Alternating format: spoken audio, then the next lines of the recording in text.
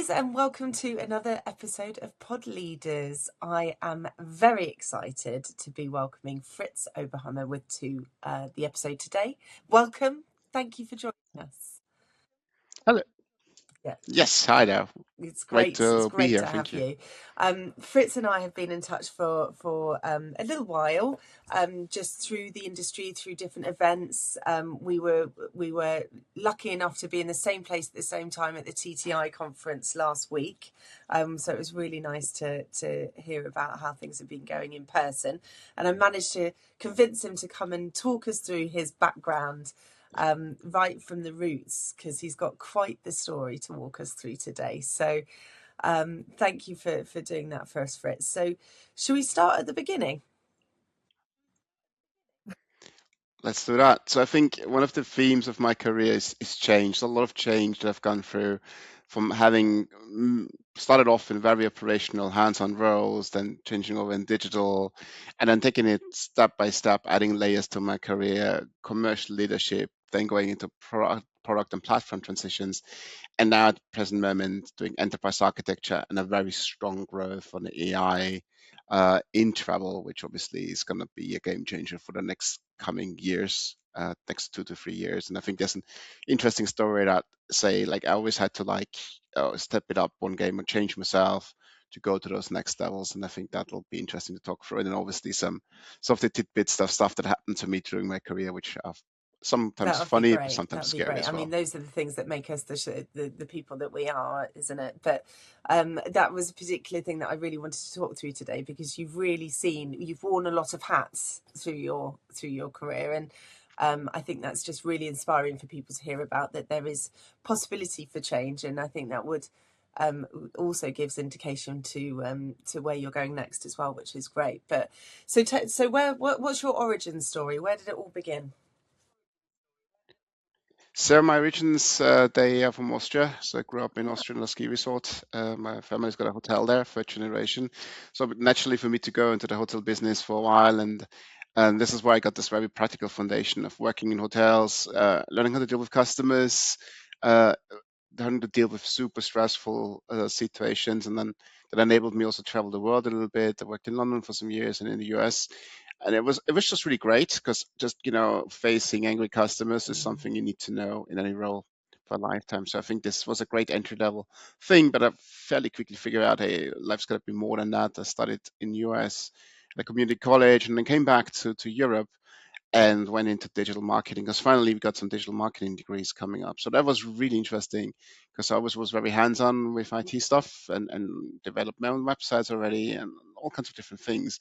So basically got this digital marketing degree, and first job was working as a usability web designer. So that was really good.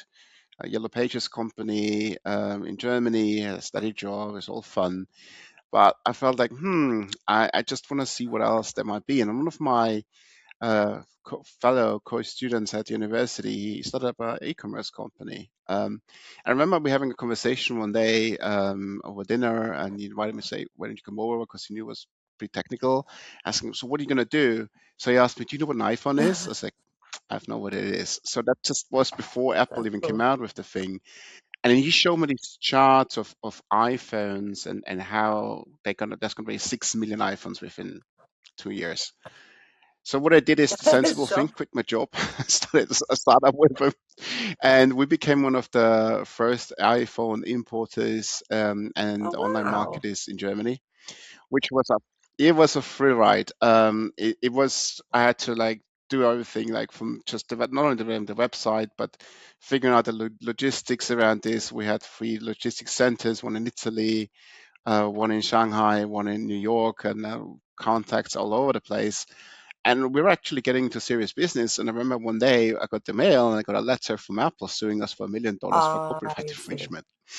So we were like two little founders standing there with this little letter in hand, and we still gotten around it because they didn't have a case because at that time iPhones were blocked. But it was a very interesting experience to be a startup founder, like every day, just really having to fight it out, working on Google. We actually became top on Google for a buy iPhone in Germany, which was a huge deal at that time. but at the same time, you need to see how the environment changes. And I think that goes for every job. So we saw this big Apple store was coming to Munich. I was living in Munich, in Germany at that time. We're like, when the iPhone's going to be available in the Apple store, things probably going to go out fairly quickly. So we decided to say, like, okay, let's call it quits after Yeah. 3 years. Let's sell the place. And so we did. We sold it to our biggest competitor for good price.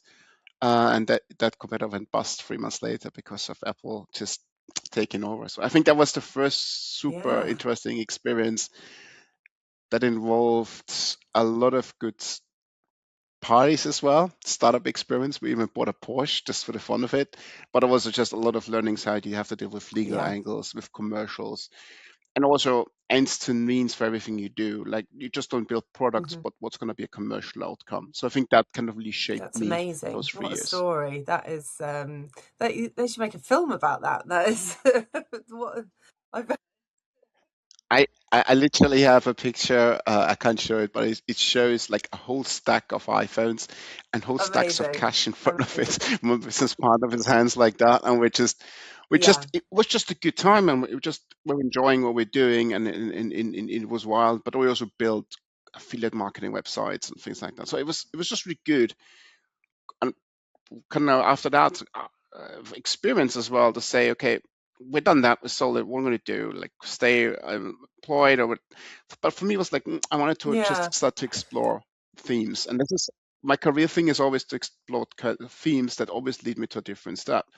So we were really good at search engine optimization. We knew how to play with Google. It's like, but I want to learn more about the whole marketing bit. So I went on a marketing agency in Munich, which is now I Okay. think one of the biggest there in Germany, couple of summit, and I started to work there as a SEO consultant, went all the way up to team lead, but really learning how to work with performance marketing campaigns on the bigger scales, like working with paid, with SEO, with brand marketing, and all of those kind of environments. Like how do you kind of market a brand out on the market? What tools do you have at your disposal? But also, how do you sell the whole thing? At the same time, one of the things that happened to me is because in this environment you're either a nerd or you're going to be a salesperson, but I was a bit of both, so I was always often pulled into the sales pitches, and then after a while I was just a regular going into client meetings and pitching solutions. And I think that was also this a very hard school, because if you are a marketing agency and you have to go up against a lot of other agencies, you got to be up to snuff. Your presentations, they need to be good, and you need to understand how to read the room when you come into the room. And this is one of the It's really tools I it's use until really today. it's really great self-awareness as well after being an entrepreneur and being in that kind of fast life to go, actually I'm gonna, rather than do that again, I'm gonna go back and learn something, like learn the technology side of things. That's kind of an unusual route for you, and really has, formed the rest of your career really. um, and having that skill set that's straddling both technology and human communication, which at that time especially was quite hard to come by. Having that stretched skill set, no wonder they push you towards a more client facing side of things. How did you find that?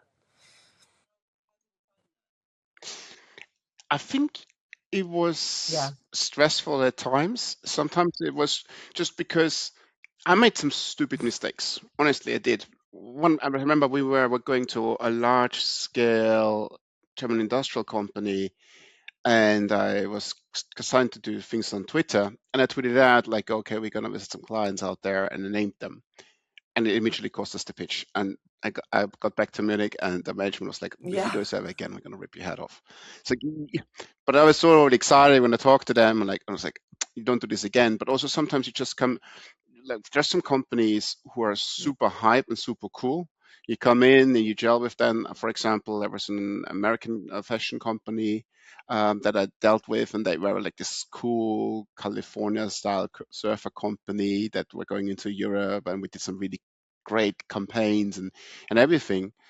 And I remember there was another company, it was like a German manufacturer of baby chairs, and you thought like, okay, they're going to be great, but it was very stuck up. It's like we went into Noon with a great sales pitch and they just looked at us. But also when I work with big industrial companies, that was interesting for me because industrial companies, the politics in the room is something you come Yeah, in, you just don't know what's going on.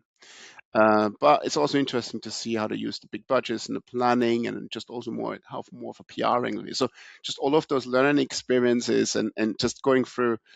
I had my first child back then. I remember I was really tired because I worked very long hours, and there's one time a big pitch meeting where I fell asleep during the meeting. It just happened, and we still won the client pitch afterwards. But I remember that on the way out, the client said to me like, "Mate, you want to get some sleep? I know it's hard to have your first that child, was but for fathers it's and what it mothers. is." They saw the signs. You. Yeah, and I Keep think the as well. human. I think what I learned is, Yeah, yeah, keep the human side of it, but as well, you in a marketing position very often gets yeah, challenged by clients and the teams of clients who see you as a competition. So very often you get those emails, why are you doing this? And I've spoken to someone who's done this differently. Why are you doing like that? So learning how to work with clients if they have a certain point of view and staying very calm and collected towards it. I think that's something you definitely need to do it for your career, because easy to shout, but just absolutely. stay calm, That collected, stakeholder wait. engagement would do you well throughout your whole career, and being, I mean, Absolutely. from a sales side, but also I think it really teaches you human traits of being a bit of a chameleon sometimes, uh, asking the questions, Yeah, really understanding the room, understanding the whys. That will be set you in good stead for whichever industry, whether it be tech, sales, martech, wherever you are. Just making sure you understand the root cause of what the people that you're talking to are looking for to find a solution for. That would be very good. Yeah. yeah, and I think once I had that done, my appetite was Mm. there for something bigger as well. Because, well, like that's great. That's a local agency, and we do campaigns. But I wanted just to go, and I want to go back and travel because I'm there. And Expedia was an interesting story for me. I had Oh, applied at Expedia 3 times. The first time, they didn't want to take me. The second time, they did want to take me, but I was 1 week before I started my ah, digital media degree, and it's like, "Are you sure you want to turn this down?" I'm like, "Yeah, I think so because I want to get this degree first." So I came back the third time and I went into the whole B2B distribution arm. And I think that's a very interesting story in the sense of the B2B distribution arm at that time was a very really? small part of the business, maybe 13%. It was the naughty stepchild. But we came in, and we had a really good team, and very smart people who had this combination of knowing a lot about commercials, but also about technology, and we really started to scale the B2B business, which today is more than half of what Expedia does, and actually is going to be that thing that will carry them forward in the current market environment. So it's really interesting. One of my bosses was Alfonso Paredes. He's now president of B2B, and so I learned a lot there. And I think the interesting thing is if you go to a big company, the opportunities you have in training for all kinds of different things, that's just something you want to do. Because before, like we talked about, reading the room and learning all of those things, it's kind of like that was a natural process. But if you start to go into frameworks with value selling there as a framework at Miller Hyman later on, it just helps you to really build your sales conversations at scale. So for me, then was this step into large scale B2B, commercial responsibilities, contracting, managing those major OTAs, hundreds of millions of revenue, and new commercial models. And that was a really, really good time, a phenomenal growth story. And going to different places across Europe, and having all kinds of interesting partner meetings inside and outside of the office as well. But even here, I felt like, okay, now I've done and conquered that. What is it that I can do best? And I think very quickly a theme emerged, and I think that's just all came from my career. I'm somebody who comes in and looks at a thing and fixes it or tries to scale it, fixes first and scale it then. And I think that was seen by the company at that time. So our president at that time, Jan Garvin, who's CEO right now, and Alfonso, they together decided, hey, Fritz is really good with technology, but he also knows sales. So we have the situation where we work with third-party tech players, um, But when I started off, there was no strategy. There was hardly any contracts. We paid here, paid there. Nobody knew how much we paid. There was no unification of the commercial model or tiering. Nothing was there. It was complete open range. So when I came in, and I kind of like rebuilt all of that, and that was super interesting because I really had to build something end to end and had the freedom to do so. Not only say like, okay, let's integrate some APIs, but to think who are the right partners, where are the growth places, what kind of strategies do we need to apply, how do we make sure commercially that we can incentivize companies, but they still cater to our rules. And when I started off in 2015, it was 330 million, and we ended up with $1.1 Wow. billion when I left. So Complete. it was an amazing growth story, and a lot of the stuff that I put in place Great. there is still out there today. So it's just really like having this P&L kind of responsibility, and how to grow that a segment out of it into a very stable revenue segment as well. That was just a really super interesting story, which only had kind of been Yeah. cut short because of COVID. So we had moved my family out to Madrid at that time, and during COVID, things just changed for different reasons. So I had to, think where what would go next. We had moved back to Austria for the time being. Madrid was Yeah. not an easy place to be at because we're locked in 40 days. So it just, I think Okay. everybody's got their COVID Total story, right? crossroads. So Yeah. that's what it is. So you need to change again and you need to rethink yourself again. But for me, it wasn't like to say I had to rethink, but I was like, okay, where am I at right now? I've got not the commercial experience, the presentation skills. I know about digital marketplaces. I've built up this whole kind of platform strategy, but I haven't really built a platform. I really haven't gone into this really deep product platform building. And then I had a chance to go to a German business travel company to be a CPO for the supply side of the business. And I was thrown into owning a large team with having safe methodology out there. And for me, it was like some of it was new. That scale definitely was new. And then having immediate challenges of old outdated technology. And I think that's just something in the travel industry which was it's very hard to come on by. And I remember the first weeks were a whirlwind. And one day the hotels couldn't get the hotel prices out anymore. We're like, what's going on? Like, why is it not syncing anymore? So what happened is one of the load balancers, so those things who balance the Mm. load when things come in, it didn't function anymore. It's like, well, guys, let's team, let's find out where is it, what's going on. It's like, well, it's outdated software. And it's like, okay, well, why don't we just patch it, update it? Well, we're not sure. We would need to turn off the server rack, right? It's like, turn off the server rack. Um, okay, but can't you do that? Well, we're not sure whether it's going to start again. And so basically, it was a set of old server Oh racks somewhere in the cellar wow. in Berlin. So like, and nobody knew what to do at that time because it was an older Java version, and it was just really interesting to say if you have a huge product pipeline and a problem comes in like that How do you sideways, even? what do you do? And so we basically just moved the whole thing to the cloud within a Great. time period of 2 months. Um, and that was that. And I think what I really learned is to say when you have a full product pipeline, you have different teams, product managers, product owners below you, and there's a 50 million initiatives. You have to become very stringent about the planning because everything needs to have an end-to-end means and the way you set this up. And one of the things that I was super lucky with at that time is the owner of the business always believed in progress. And as such, we got in training, a lot of training, but also really good executive training. And one of the executive trainings I got was from Bill Carr. Now, Bill Carr, it might be not a household name, but he's the guy behind Amazon Yeah, yeah, Music and yeah, yeah, Amazon Video. yeah. He bought this company. CARR. Yeah, yeah. Yeah, yeah. And then he trained Wow. us all personally in the Amazon way of working backwards.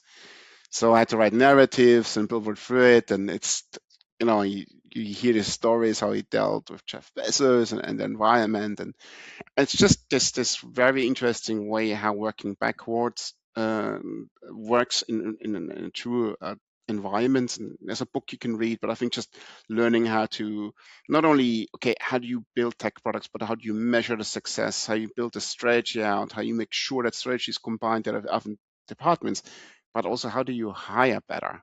I think that's also part of the working backwards process. So this really end-to-end thing, and how to work with flywheels and so on and so forth. So I think that was super interesting to say from a strategy point of view. How do I kind of build a whole platform strategy out and execute on it well, but also measure it Amazing. on the outcomes So as it is. and that's always tying it to where you're heading, right? Like tying it to the end, right? Okay, Exactly. so always keeping focused on that, where you are. Oh, sorry, where you're going. One of the biggest things that, yeah, yeah, absolutely. So one of the things that I learned there, which was really interesting, is so most people they measure things Mm-hmm. by output factors. They measure revenue, measure cost at times, but that doesn't really change the dial, change the needle. You need to measure the input factors. How many Mm-hmm. hotels have you onboarded? How long did it take to onboard them? What's the average response time on APIs? And so on and so forth. So if those things gets optimized, your output Mm-hmm. automatically is going to change. And you should not look at the output. Jeff Bezos is very, very famous for he's not looking at the productions. Like, I'm not interested in that.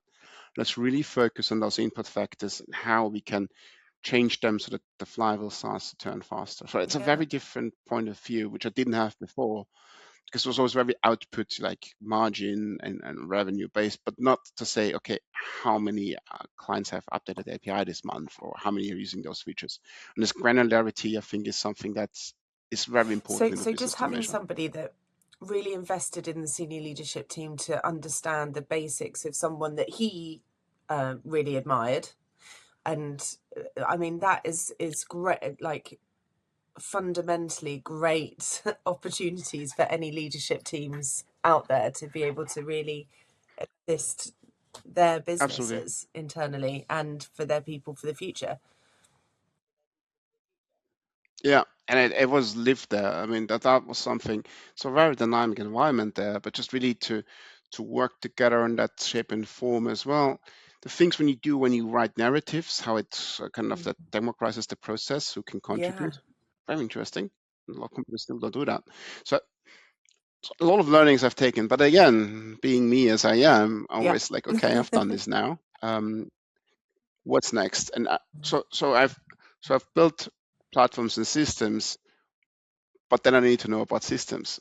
And I think it was interesting for me to say, well, I've built all of those, but I've worked with the cloud providers, AWS, with Azure, with Google, and some of the stuff they were doing in just the early days of AI as well.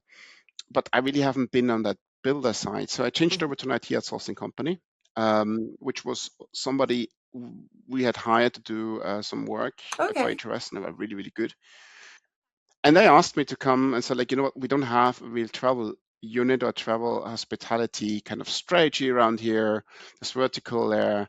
Could you come over and just, set up us a strategy for whatever that's important for IT building and IT outsourcing? So cloud transformations, AI really then coming into play, but also go-to-market strategy for the company. So it's really starting to build strategy frameworks and stories around this. And I think that was interesting because the journey, especially, I think, was measured in AI to say, beginning AI was interesting. At the end, we're pitching and selling the first kind of chatbot solutions, RAG, knowledge management, implemented. And it was really interesting to learn and also how to learn how to calculate how much that really costs to build, but also understand the different cloud players, what they bring to the table, and the philosophies of the companies behind them. So I think that was super, super interesting for a while to say, like, okay, I really want to learn about this because if I ever move to a high executive role, I need to make sure I tick certain kind of boxes. Now, I ticked all of the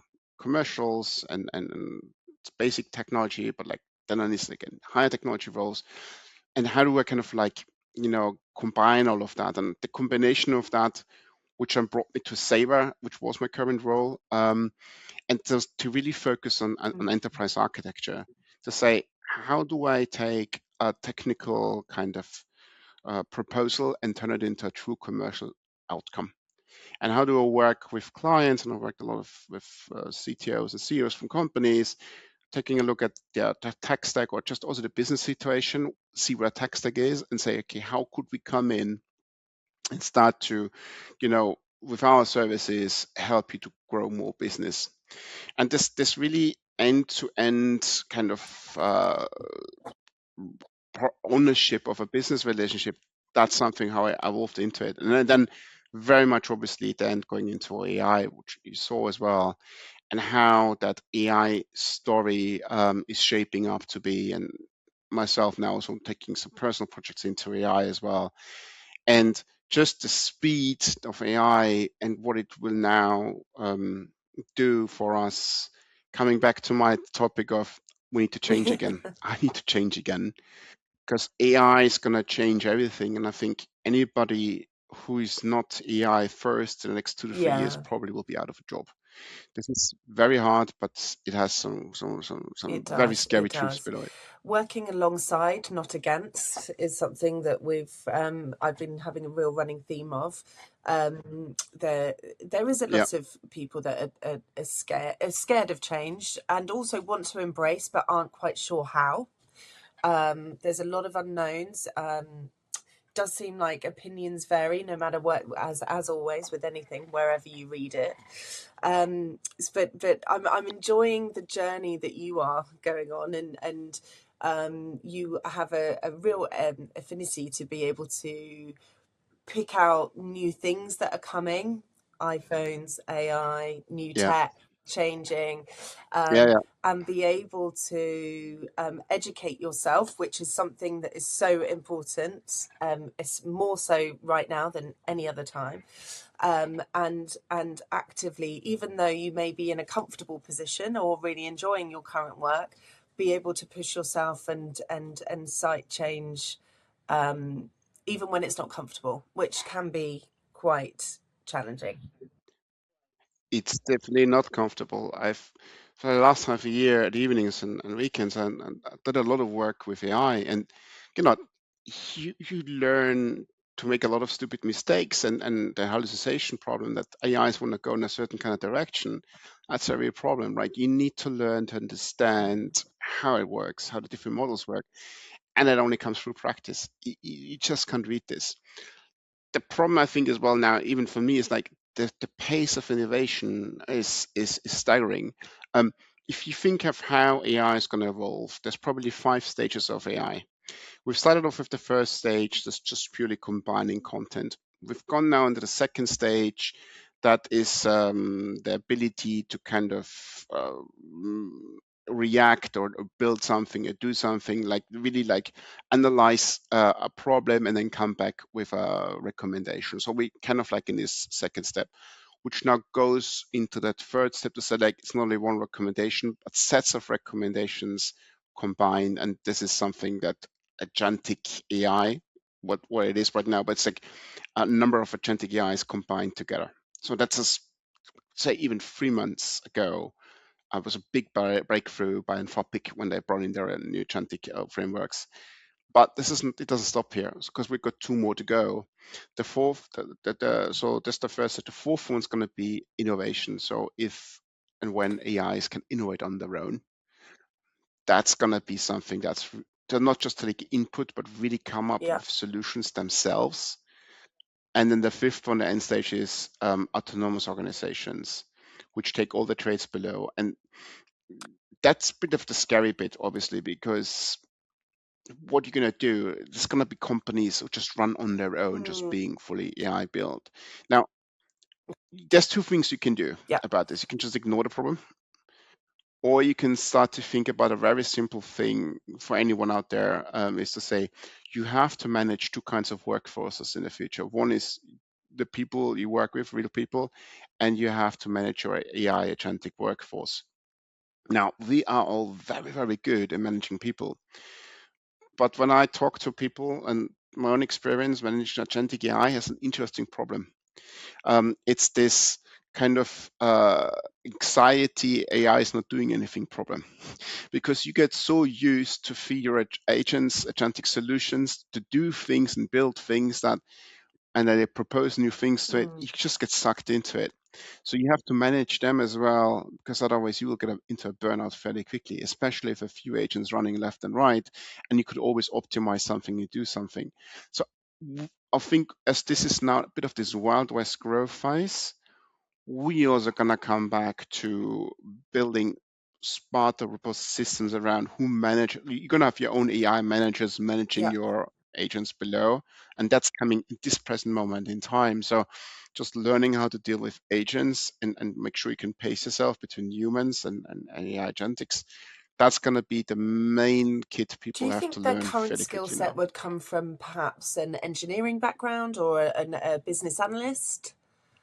Or would it that kind of analytical background would transfer itself? What would you think? Yeah, It's not an easy question to answer. Because to be honest, with agentic AI, I can program now things in different kind of program languages yeah, that I couldn't dream before. I wasn't okay with web mm, developer and know how to develop things, but I think for the most part, business analysts understand what a business yeah, problem is end to end, and what are those pain points and pressure points and also measurement points, and it can articulate that into a journey and give that to AI. They're gonna be in a good position. But at the same time, I think there's also the question is, where does AI end and where does it mm, kind of like start? But I think where does it end is always any situation where human life might be absolutely. Well, endangered. yeah, We're still gonna have pilots, we're still gonna have doctors. I think there's gonna be some of those friction points, and maybe we're going down out now very, very far. But at the same time, I think the problem with the AIs is once they're set in yeah, something, they're gonna run their course, yeah, and yeah, it's very hard to correct them. Sometimes I had a couple projects last year where I brought them quite far, and I just stopped them because the AI was running into a corner and you couldn't get enough from it. So I had to like reverse it and go back. And that's cool if you do this in regular environments. But if there's a real scenario, and I think we will talk about travel. You remember what I said at TTI? The biggest thing right yeah, now is the whole disruption yeah, situation, because people's lives yeah. will get more and more disrupted. Wars, climate change, all kinds of economy changes, Changing that fast. changes Yeah, things very quickly. This is where yeah. agentic AIs can help, but you're gonna have to master it to make Yeah, sure it actually does absolutely. work. And as we were saying, sometimes, as you know, we have had a lot of, and I know there's a lot of listeners to this that have been stuck in the Middle East, and a lot of people involved within the awful things that are Yeah, happening out there. Um, and sometimes speaking to a human can give some calm vibes.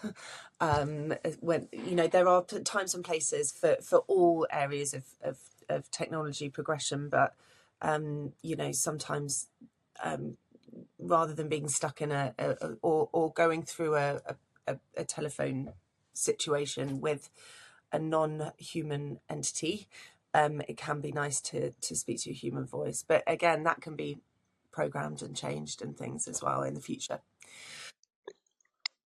yeah, I think, and just that augmentation in that area is just when I see and talk to travel companies, Yeah, augmentation is one of the biggest things, just to empower people to have tools at their hands to deal with the customer better or just really absolutely, help the customer better. So absolutely. I think that's definitely there. So, what a wild ride you've been on! Amazing. I am particularly excited for the next step as well. We have been closely in touch in across it because it crosses both of our worlds very, very nicely. Do you want to give us a It quick run does. through? Because we're going to do a whole other podcast on this, by the way, guys. But introducing it because Absolutely. I'm super, super excited about it. I think it's going to solve a lot of the problems that I'm spending half my weeks speaking to people about. So I thank you so much Yeah. for this. But do you want to just give us a brief introduction as to what's next for you, Fritz? And then,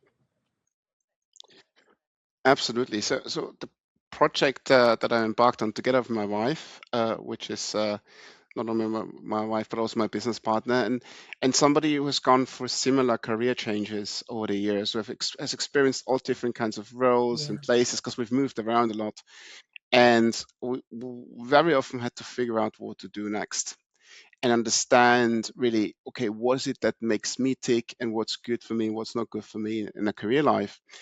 And we had a situation last year when you talked to a headhunter, um, and he kind of quipped at their event, well, wouldn't it be great if somebody Hmm. just told him what to do in life?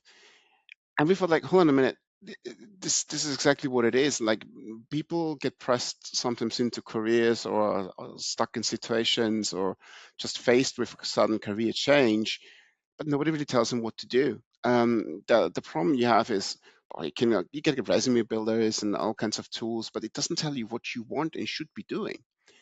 So we focused on this problem, working on nights and weekends over the last half a year, and we've brought out a platform that really helps people to figure out what their true career path should be.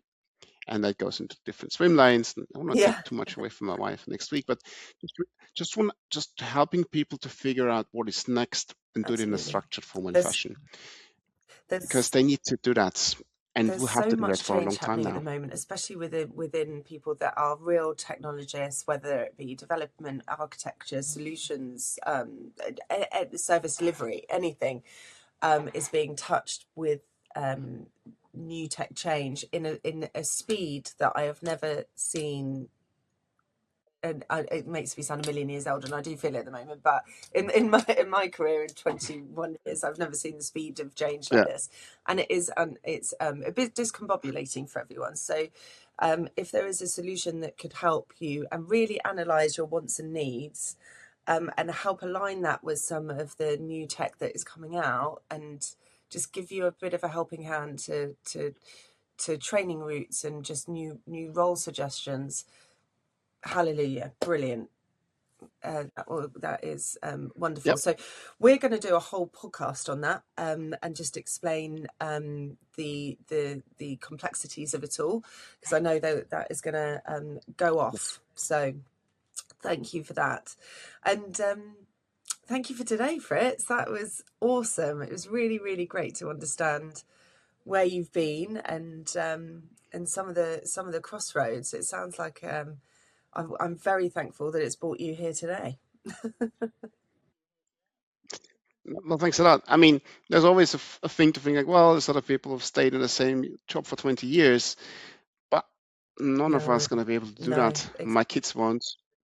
We'll all have to have a plan B and a C, and you need to figure out what you do, what you absolutely, naturally want to do, because that's going to be the one thing that will keep you going in a world that's going to become vastly more complex. And so there's going to be more change coming for me as well. But embrace it, because change is part of nature. This is how life works. So change is not the new norm. It's change is absolutely, part of life. absolutely, and embracing that whatever is coming, we've got to embrace it and morph ourselves into something that is going to assist it, and obviously, hopefully, be fun every day. Because if you have fun every day, it's not like slogging it out. So we've got to keep the fun in, right? Okay, good. Exactly. That's what Thank it you, is. Fritz. I All really right. appreciate it. Thanks a lot. Speak soon.